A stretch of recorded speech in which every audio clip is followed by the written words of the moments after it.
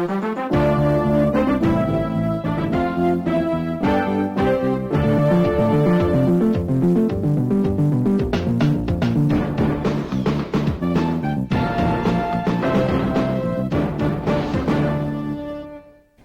to Talk Back.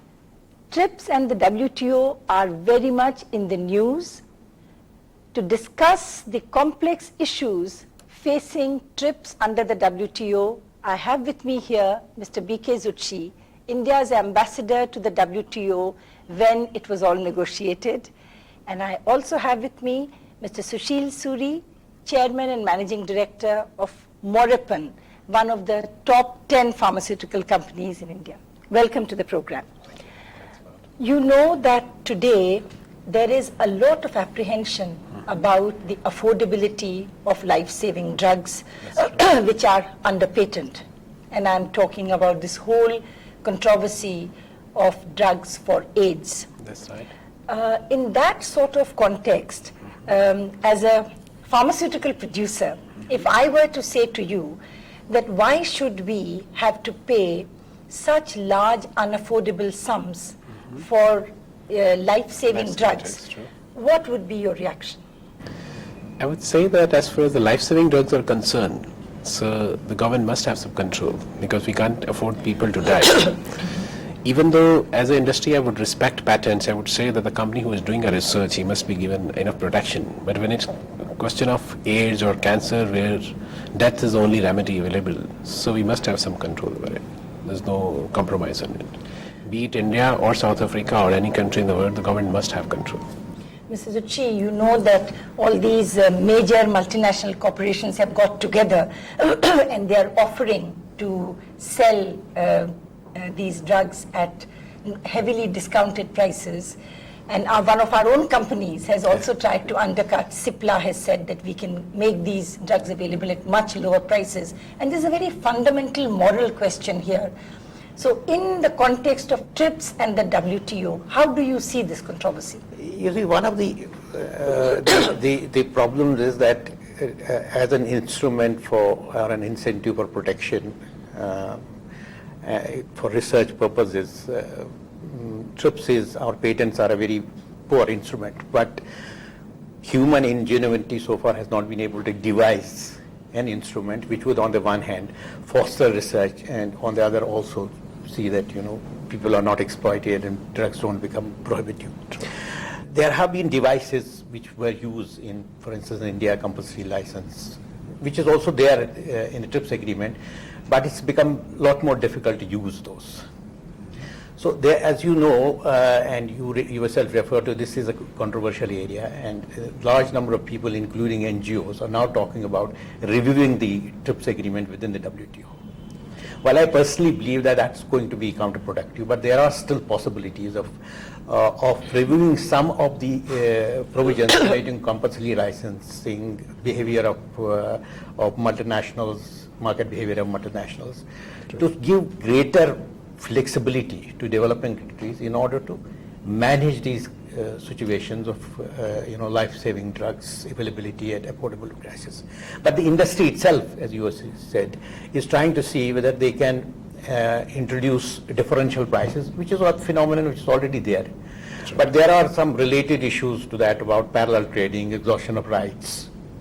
Now, those are the issues which have to be sorted out. Well, I would like to point out that in the case of India itself, it is not in its interest to ask for doing away with the patents regime also, because we have now, our industry has now woken up and they are going to invest in R&D. They have already started. Sure. And we have a lot more to gain by a patent regime whose sharper edges or somehow taken out.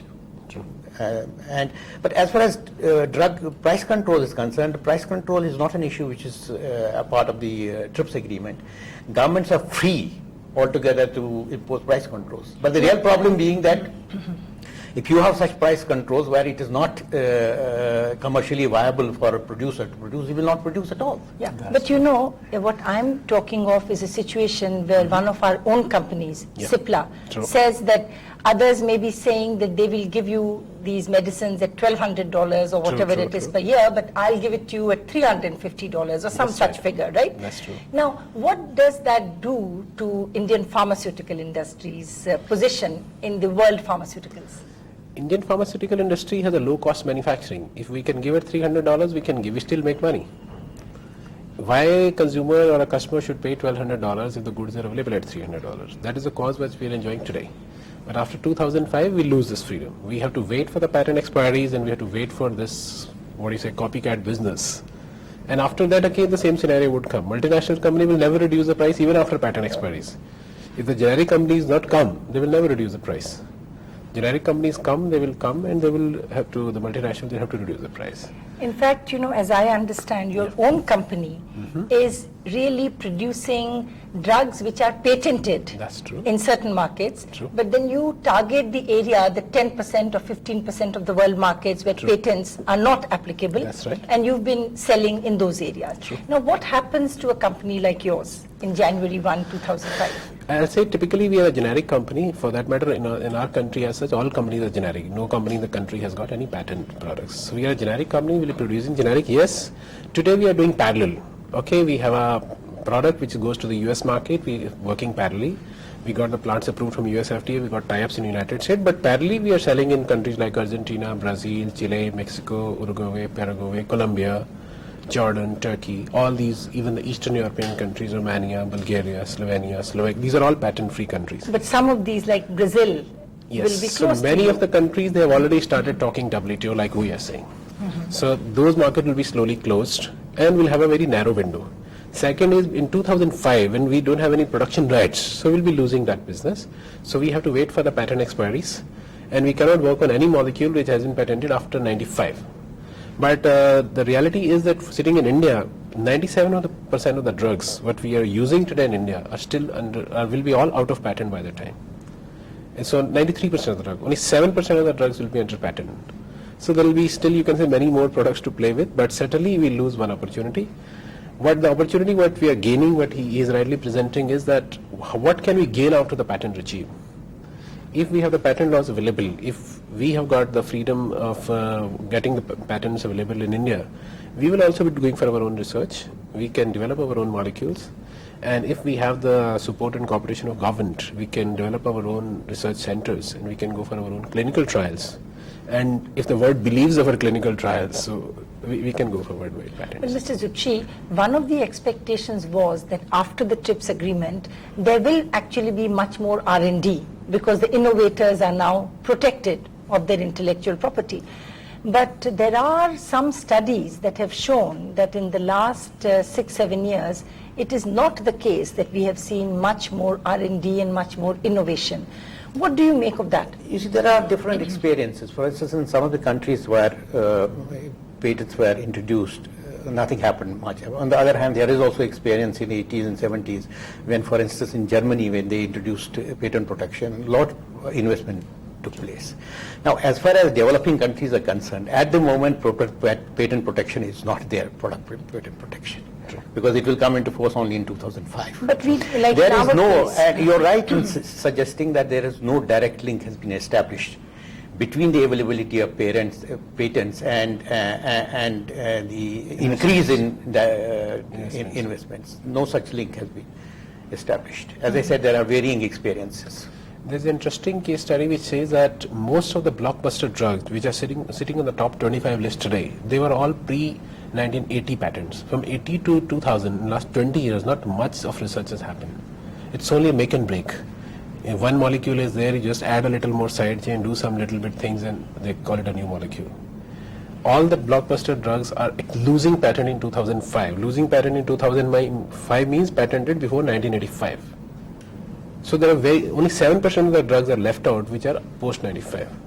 So this shows that for some reason, because of either of the non-availability of the patent protection, companies have stopped investing or they are keeping the products under the cuff. Why would they do the latter? Because till they have a patent protection, so they have a worry that it will be copied immediately. If today any company launches any molecule and we have those great chemists in Hyderabad, they would within 3 months give the same product. But again, using the same logic, since time is running out Yes, yes. for our reverse engineers, True, true. do you see a tendency in Indian industry to now really get serious about R&D? That's right. Is that happening, like basic I'd say molecular that research? couple of companies would only be going because basic R&D is not an issue. We do have scientists. It is not a big investments. 100, 200 crores, we can have beautiful R&D centers. We can start giving the molecule. The issue is acceptability to the world. There's a big US lobby. I mean, you'll be surprised. 80% of the patents still come out of US. It's hardly 2 or 3 companies in Germany, and it's 1 or 2 companies in Japan who have been able to get their patents through the worldwide network. Yeah. Even if we do our research in India, who's going to believe it? Who's going to accept that? It's a big, strong lobby. Yes, for our own markets, we may be doing for small little efforts, which we may be doing tie-ups with the companies. But if we have strong clinical trials in India, if we have world international level clinical trials or research associations in India, and which are stamping it, we have a deal. But is it not true that here the real difference is because the FDA has credibility? So if we have a similar institutional framework here, where we can establish that we can conduct these trials in a scientific manner, then there is no reason why, given our comparative advantage, why multinationals won't come into India and begin to do their trials here? You're right. I expect multinationals are going to invest in India in conducting clinical trials. Although there will be some opposition and some controversies in that regard, because it's going to be cheaper for them. Sure. And you're also right that until we establish the credibility of our approving agencies, That's right. because FDA has a credibility in the world because they are tough and difficult taskmasters, and until our drug controllers and authorizing agencies gain the same kind of reputation, other countries are not going to give market authorization on the basis of trials conducted in India. They would want to conduct their own trials and then authorize. So that would be a time-consuming process and not in the interest of the patent holders of Indian drugs. Yes, but is it not true that in this last budget, the finance minister has given some concessions for investment in clinical trials? What exactly has the industry got? The budget has opened one more avenue, is that if we do any investments in the clinical trials or we do any investments on the patent filing and everything, those will be taken as an R&D. I see. So that those are also allowed a weighted deduction. So that is on the expenditure side only, but as far as the development is there, if you have to set up the research labs and everything, that deduction was already there. The industry was proposing that if we set up the labs, set up the clinical facilities in India, if we have to import the equipments, they should be allowed some concession on the import, probably a duty-free import, so that there's an encouragement. And the cost will reduce to half. Second concession what we are looking for is that if we do some R&D and we get some milestone payments, so those should be exempted from the tax. It should not be treated as a normal export. Right now it is? Right now it is on a normal taxation like exports. Oh, okay, I see. So if it is given a priority, then everybody would be inclined towards that. Okay, you save 20% tax or you save 10% tax if you are in that category. So all the corporate houses, they have thick balance sheets. So they pay a lot on the taxation. So if they save on the taxation, so the investor is also happy, okay, it's a good company. You need a lot of sustaining power in this, because the data shows that out of the 10,000 chemical entities discovered in a 10-year period, it is only one which ends as a drug in the market. Only 10 qualify for clinical trials, and one comes to the market as a drug. But once one of those things clicks, then of course you recover all the money that you have invested in those 10,000 discovering those 10,000 chemical entities. And yet you have this whole dilemma of affordability. So I come back to the question with which we started on the affordability of life-saving drugs when they are patented, as we know in the case of the AIDS drugs. Since TRIPS is being reviewed, not renegotiated, but being reviewed, what are the critical aspects that we should be pushing for review, which will make it easier on us, both as consumers of these drugs and on our industry? One is obviously some greater degree of flexibility in granting compulsory licenses. For instance, one of the things that could be done is that WHO itself draws up a list of drugs which are supposed to be life-saving and attending those. And in those cases, perhaps the conditions that are attached now to giving a consideration could be eased. Sure. That could be one of the things that could be done. And when you say compulsory licensing, what kind of compulsory licensing regime? I mean, what happens? You describe a case where there is a patented medicine. We feel, our government feels that this is very important. How do we go about getting compulsory licenses, and what is the cost of that? Compulsory license, what has happened in the TRIPS is compulsory license has got certain grounds, conditions attached to them. True. And generically it is called a non-authorized license, which has not been authorized by the patent holder. Now, it can be given in national emergencies. You don't have to consult them. It can be given in circumstances where the market is not being served.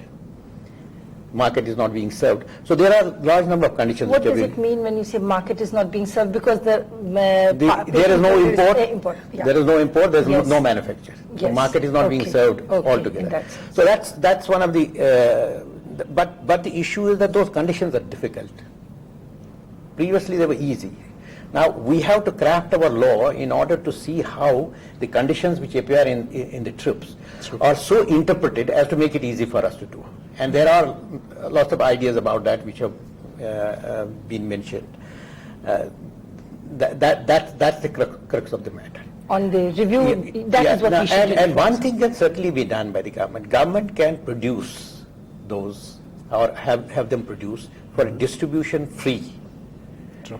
Then the provisions of the TRIPS agreement will be complied with in regard to compulsory license. If the country, for instance, it may not be possible for India because of the size of the country and the resources required, but the government could have it produced for distribution free because it's not commercially exploiting the thing. So instead of giving, the subsidy to someone to do it, if the government itself has the production of these drugs, Gets it produced, it doesn't have to produce, gets it produced for free for distribution. free distribution. But we can't ask that company to give a discounted price under the compulsory licensing scheme. Okay, since it's a life-saving drug, so you can't price it more than this. By DPCO, we can restrict the pricing. No, if they agrees, after all, this is happening all the time. These are the issues in parallel trade. What is happening is that the same drug is being differentially, priced in different countries. Would you describe the process of when you say parallel trade or parallel imports? What happens in a typical case? No, what happens is that parallel imports is that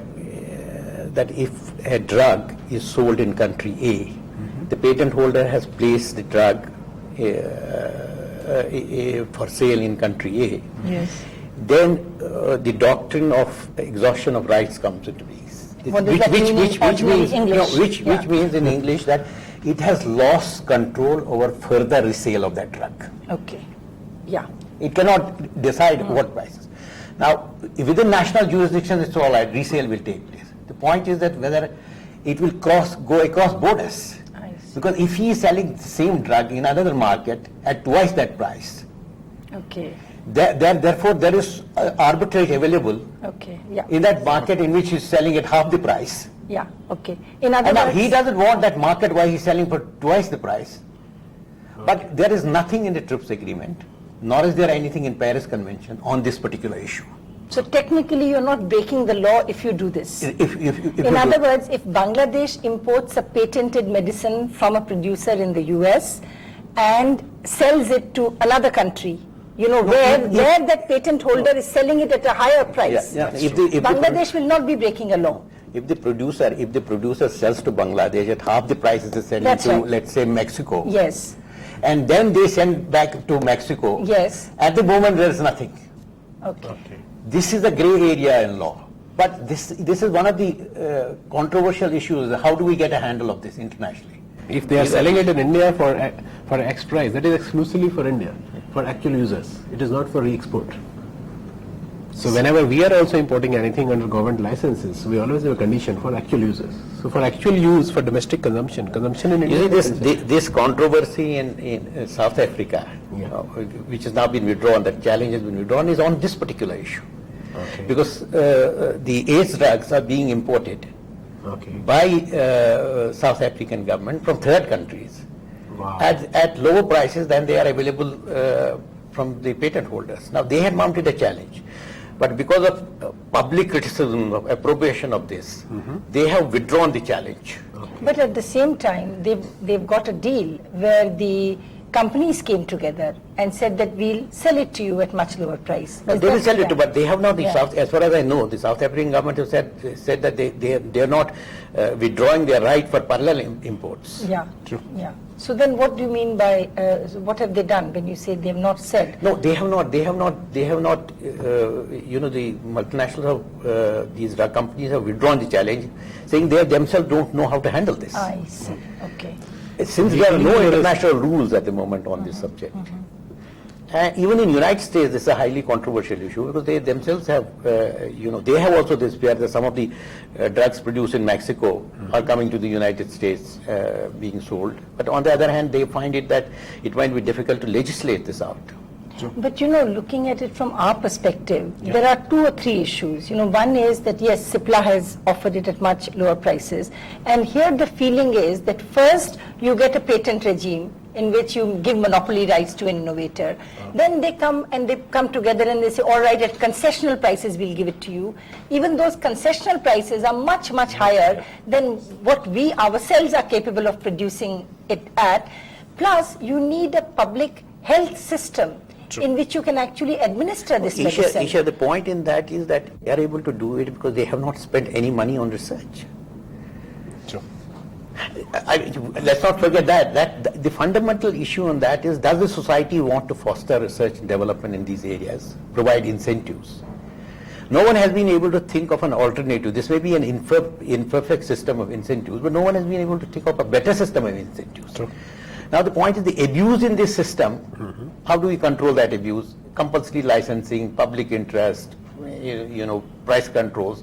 All these instruments are available. They have been constrained to some extent as a result of the TRIPS agreement. But they are still there. It's not as if, they're not But there. to this, again to be the devil's advocate, to this the argument that is put forth is that we have not seen more innovation in the last few years. So what is it? No, but I am saying that no- you have not introduced this at all. No, I'm not talking about India. I'm talking even in the US, as you said, all the blockbuster drugs were before the new regime came. And there is this perception that the US has imposed, their intellectual property rights regime that they wanted across the world. And countries which don't have the infrastructure, which don't have the deep pockets to invest in this R&D True, true. are going to suffer. So my question to you is, what do we do? Because we have one strength compared to many other developing countries, which is we have a knowledge base. Okay. And we have a very strong competitive advantage in this area. But how do we bridge this gap of deep pockets? We should do Where do we get research. the money? We But should where do research. I know, but how do you do research in basic molecule if it is? The point is that first of all we neglected this area because we had this reverse engineering capabilities, we used them and fully exploited them. So now that the industry itself knows that this route is getting closed, they still have possibilities of doing it. It's not it's altogether gone, but to the extent that it has been constrained, they have to now turn their attention of doing the development themselves. Now these deep pockets are going to come out of, ultimately the consumer is paying. True. It is the initial, so the government has already provided a set of incentives, and foreign direct investment may come, although again we have discussed it a short while ago, saying that no direct link has been established between the two. As I said, the evidence in this regard is Missing. Is not very clear one way or another. But I expect that there is going to be some difference in investments. I think If the- so. Actually, in our pharmaceutical companies now, strategic alliances with Yeah, the it's starting multinational happening. corporations that are happening, that is a good sign. I think that- there is one intermediate way that, we can't say that, day one the full-fledged research would come and 2001, 2005 will have molecules start coming.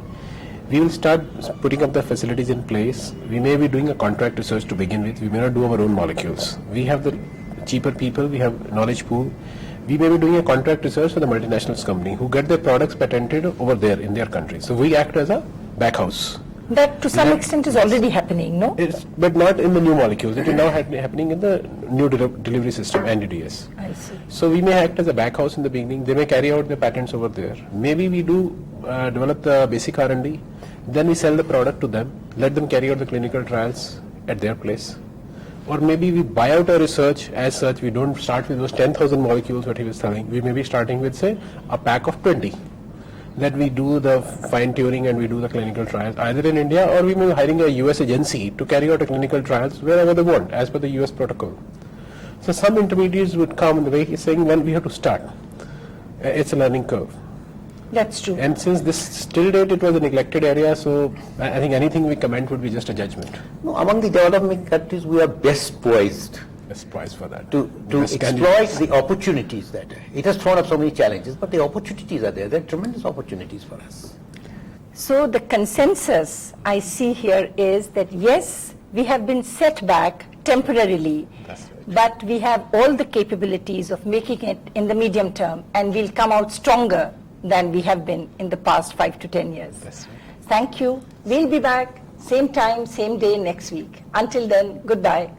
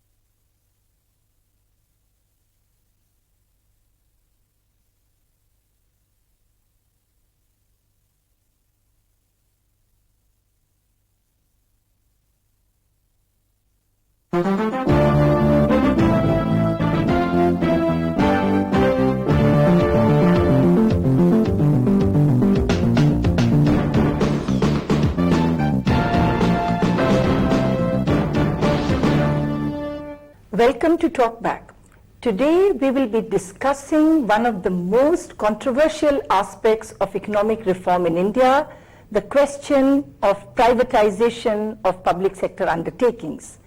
I have with me here Dr. Arun Shourie, Minister for Disinvestment in the Government of India. Welcome to the program, Dr. Shourie. Now tell me, we have been talking about disinvestment and public sector reform for the last 10, 12 years.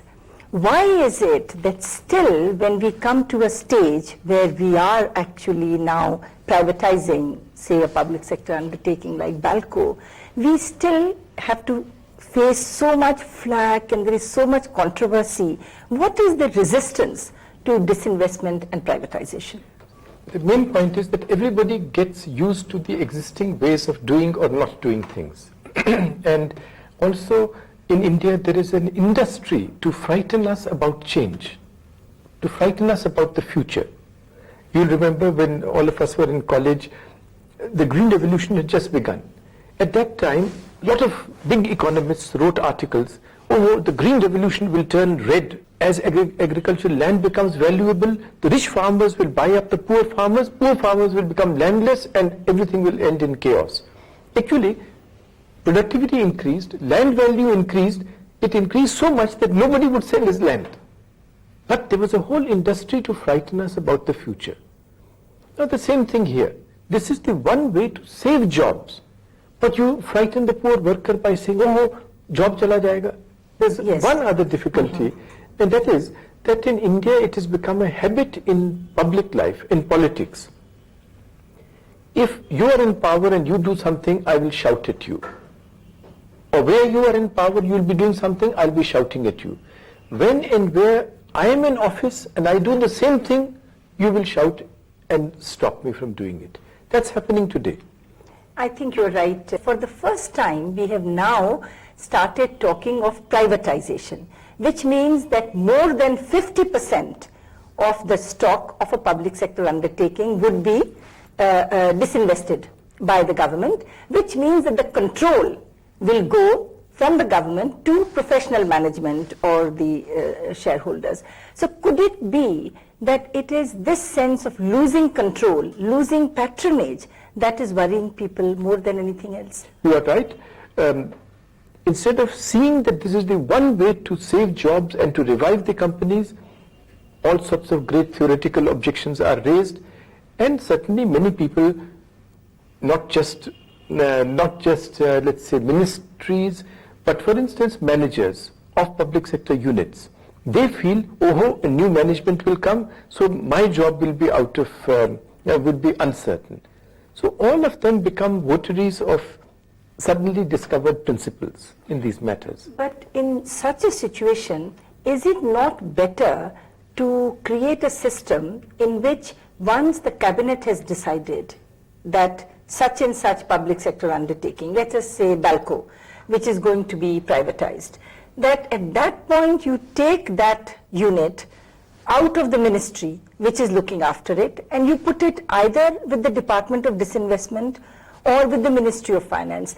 You see, this is a proposal that has been made many times, and many other countries which successfully did privatization actually took the enterprises out and put them somewhere else, for instance in some trust. Yes. Or in a holding company, or with financial institutions. Or you can make, give them to units of the government which need funds and say, you see, you will get this much funds, the rest you can raise by carrying through this privatization. But in India, that has not been, that decision has not been taken, and I feel that if you raise that problem today, it will become another problem if you raise that proposal or push it in any form. So at the moment, you just have to go along, take everybody along the way things are. But that certainly sometimes helps, sometimes it slows things, but there is no alternative to it at the moment. You see, many economists feel that today our civil aviation sector is really holding back the growth and development of the rest of the economy.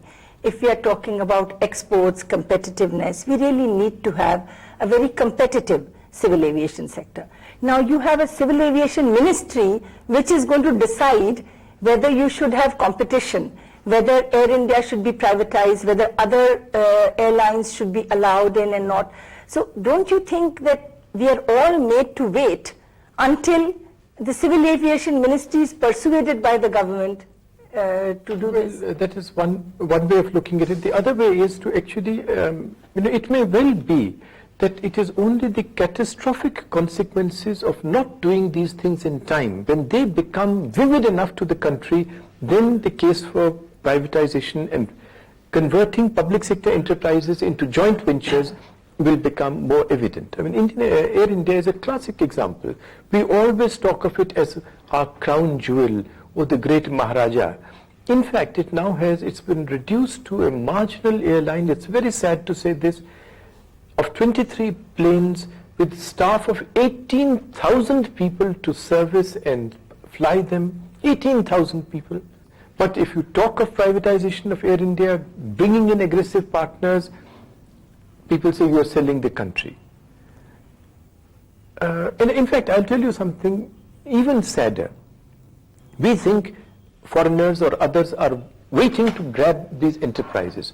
I know from where I'm sitting that actually you have to try your level best to interest others to put in equity in these enterprises. You will recall that when Mr. Inder Gujral was Prime Minister, he had not only publicly stated in India, but also in Singapore, he had made a statement that the Tata Singapore airline proposal was being considered, and he was very confident that we will have another airline. And then, we were not able to do this. So today, the first proof that this government means business is BALCO. Yes. Otherwise, when you say we are going to do it, people keep their fingers crossed and wait and see whether you will be able to or not. So now let me ask you on BALCO. But that's a very important point. I think you are absolutely right. There is an announcement fatigue in the country and elsewhere. All governments in India should now focus on delivering on what they have already said. I am therefore not greatly enamored of vision statements and of great announcements of decisions that have been taken, or of new laws which are being passed or which are proposed to be passed. It is better to do things and to deliver on those. And that's what we are certainly focusing on, not go on having new decisions, but implement the ones that have been taken, and do that with determination. Now, let me ask you a couple of questions on BALCO. One of the criticisms that you have faced is that if you look at the valuation of assets, it's over 1,000 crore, and of course you have gone through a transparent process of getting bids and all, but isn't this selling the family jewels through a private unit for much less than the amount of the valuation of the assets? I'll tell you, in my view, having studied these enterprises, these are not family jewels, these are bleeding ulcers. And in the case of valuation, this whole question of, as you know, as a distinguished economist, for going enterprises, you do not value physical assets. You value the potential income and profits from that. All the assets of the company contribute and result in that net income flow, which you then discount to the present value. That's what is done.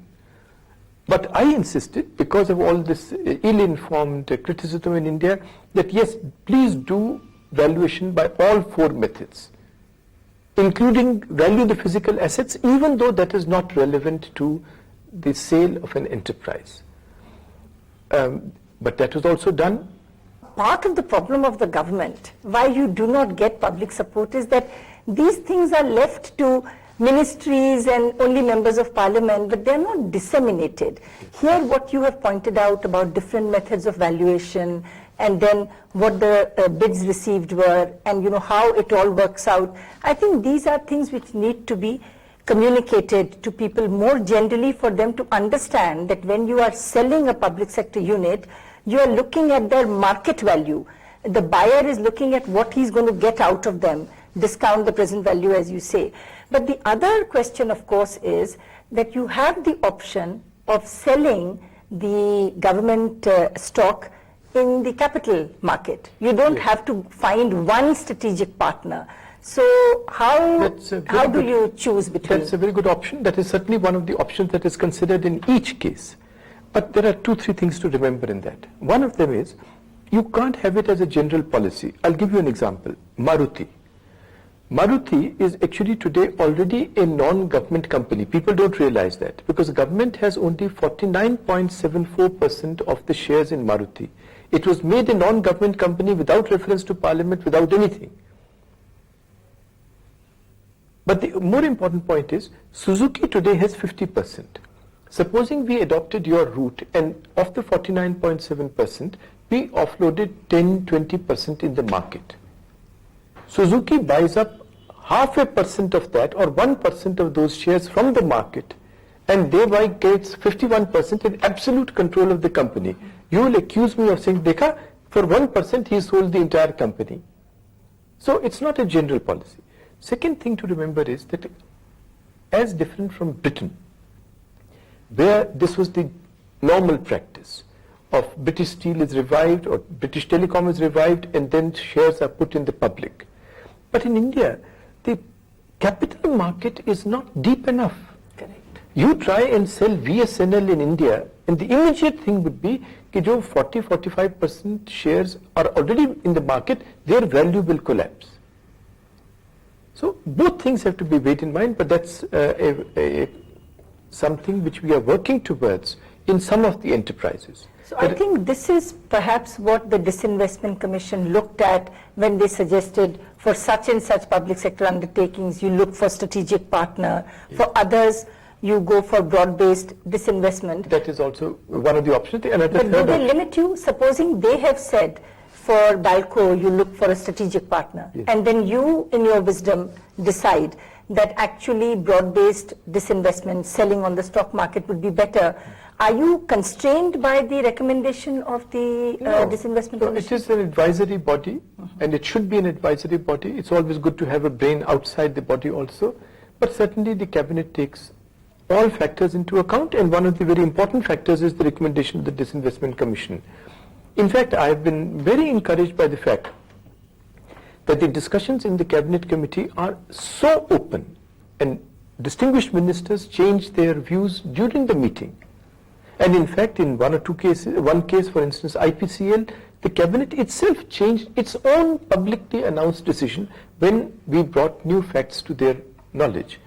So that's a good process. It's a learning process and nobody should think that, oh, the government's prestige is involved because, oh, yesterday you said such and such thing, now why are you doing something else? Correct. Now, one of the major apprehensions in all these cases of privatization really is what happens to labor. You know, you somehow think of the state, the public sector as the protector of the ordinary worker. And now you have a strategic sale and you have a private sector unit. What sort of precautions have you taken in the Balco privatization to assure the labor that their interests will be protected? First point to remember, Isha, is just see, between 1991 and 1998, not a single company was privatized like this. Correct. But public sector employment went down from 2.1 crores to about 1.8 or 1.9 crores. Nothing to do with privatization. Not one job was lost because of privatization, but because the companies were less and less competitive. Second thing is, today in Balco you take, the power consumption of Balco is almost 50% more than of Hindalco, even of the public sector company Nalco, because it is using a 1960s obsolete technology. Now, supposing you continue this and the finances of the central and state governments disable governments from keeping these units alive, you are naturally going to get into great problems tomorrow. So bring in aggressive partners, thereby save the jobs by modernizing the plant and so on. And a third thing is that when you do this, try and persuade the potential bidders. Look here, it's in your interest that these clauses protecting workers' rights are introduced. And you have been able to. Yes, we've done that. For instance, it's been provided that there will be no retrenchment for the first year.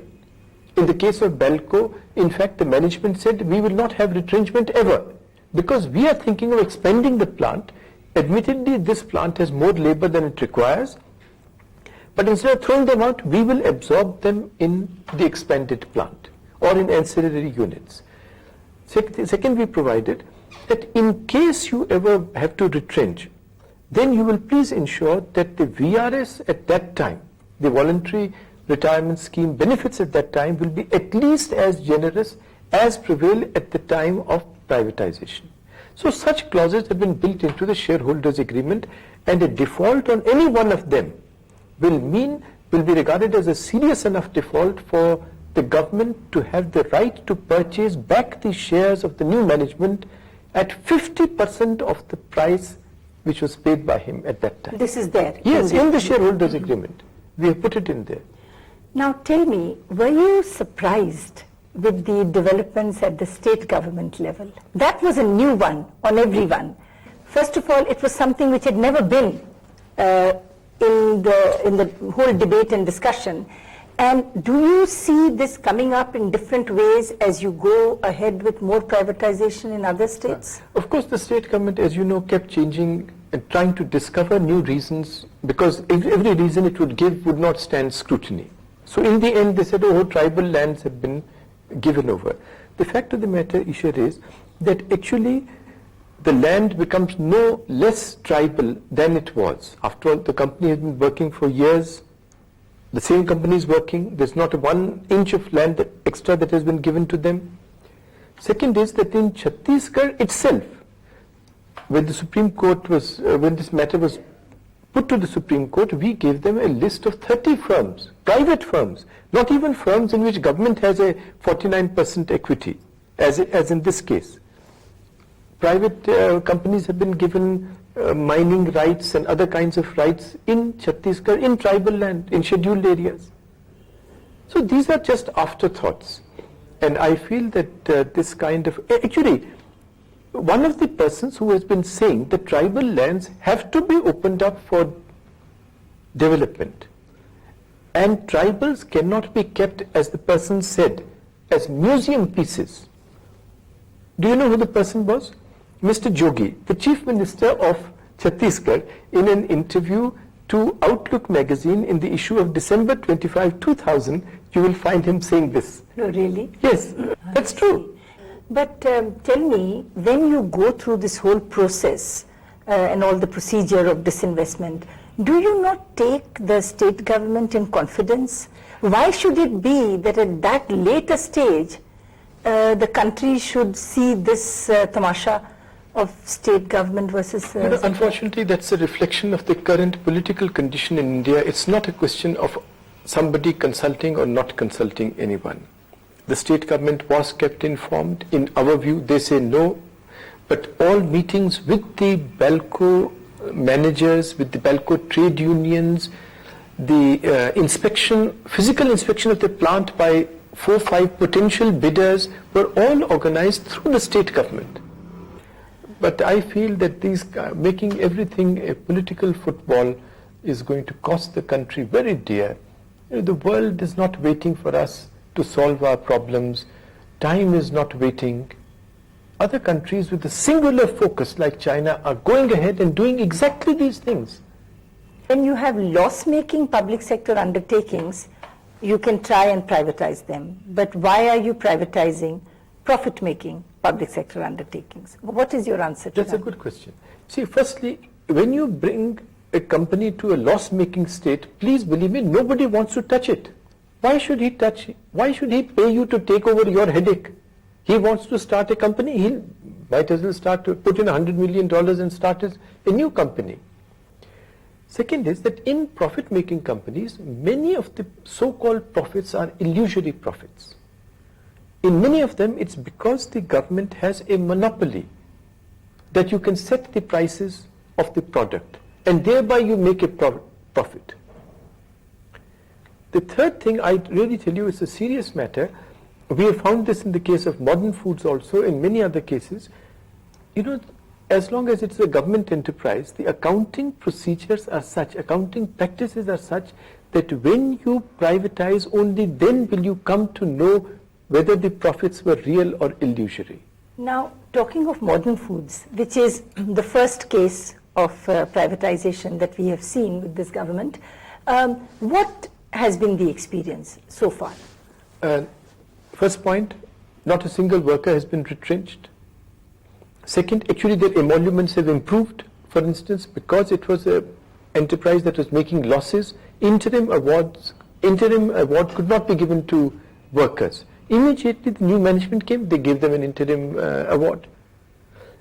Third, between January-March last year and January-March this year, sales of modern bread in metropolitan areas have increased from 75% to 100%. So it's a very positive experience. But also please remember, the heritage of the past is such that it will take 2 to 3 years for the real benefits of new management and new work culture to become visible. And we must be patient till that time. There is this feeling that a lot of this is coming because of the need for competitiveness, the need for the economy to integrate with the rest of the world, and therefore an easy excuse is to say this is all WTO driven. So how much of your agenda is driven by the WTO? I'll tell you what it is really driven by. Among the things, one is that the concept of the state in India has changed. Instead of being the propeller for change, it's now a rusted propeller. It should be an enabling state, a state that enables others to do it. That's the main case for all this. The second compelling reason is, I think our viewers also don't remember the condition of the central and state government's finances. I'll just give you two figures, and I hope our viewers will memorize these two figures. You know, if you take the total tax revenue of the central government and just take the interest that the central government pays on past debt, they don't repay past debt. Interest eats up 70% of the total tax revenue of the government of India. If you add repayment, all of it is gone. Therefore, all so-called development expenditure, all defense expenditure, all expenditure on salaries is on fresh borrowing. In the state governments, conditions are even worse. There are 13 state governments which have run into difficulties in the last 3-4 years in just paying salaries. In the 9th plan, the state governments their total plan size was 3,50,000 crores. They were to contribute only 3,800 crores towards this. 4 years of the plan are over. Do you know their contribution? Instead of that minuscule 3,800 crores, their contribution has been minus 114,000 crores. There are now mounting obligations which are compulsory. One figure of the pension fund, the pension obligations of government have increased probably by 200 times over the last 15 years. And it's going to mount even more. With this kind of a financial situation, to think that governments, state or center, can keep alive these institutions on sort of artificial respiration, there's no oxygen left. Are you ensuring that the receipts, the proceeds of privatization are really earmarked for certain specific causes in which the new role of the state really comes up? Yes, the finance minister has announced that in the current budget that yes, up to the first 5,000 crores which would be used as additional expenditure on primary health, primary education, drinking water, and then the rest will be used for other things. But the point you make is a more general one, and improving the quality of public expenditure is a very important thing. It has to be done independently of this small program on disinvestment or privatization. But it's a very crucial point. So you said that you don't believe in vision documents and all, and yet you have delivered this landmark privatization with a great fight and all. But if I may ask you, in this coming fiscal year, what would be your hope? How much do you think you can do by way of privatization? I have always desisted from speculation of that kind, because as you rightly said, you do not know what may come up in any particular enterprise. Actually, the bidders may walk out, as has happened in so many cases. Scooters India, small little enterprise, in the end only one bidder was left and he said, I don't want it. Just your headache. Similarly, in Air India, we started with 7 very powerful bidders. After looking at the enterprise, almost 5 have walked out. They said, why should we pay you for your headache? So I don't know what will happen by the end, but we are quite determined, government is determined, as you've seen from the Prime Minister's statement just yesterday at the Labour conference, that government will push ahead with these reforms. Since you say that you never know what hurdles might come up as you start a process of privatization of a particular unit, the moral of that will be to take on more work at one go and hope that maybe at least any 5 out of 20 will work. Is that what you're doing? No, actually work is going on almost 30 enterprises simultaneously. Nice. So it's not that they are done sequentially. But which one will ripen first, it's very difficult to forecast. But it may not be that as a strategy, the best thing is to, whatever you take up, please see it through And to a please pleasant make it- or bitter end. Yes. But also make it transparent. Yes. And take the people in confidence. Right. I think it's sufficiently transparent as far as the Parliament and courts and CAG and everybody is concerned. But you are right, we must do much more to reach out to the people, and I'm therefore doubly grateful to you for calling me here. Well, more power to you, and thank you very much. This has been a very instructive discussion focusing on issues around a very controversial subject, that of privatization. One of the truly new second generation aspect of economic reforms in India. We will be back same time, same day next week. Goodbye.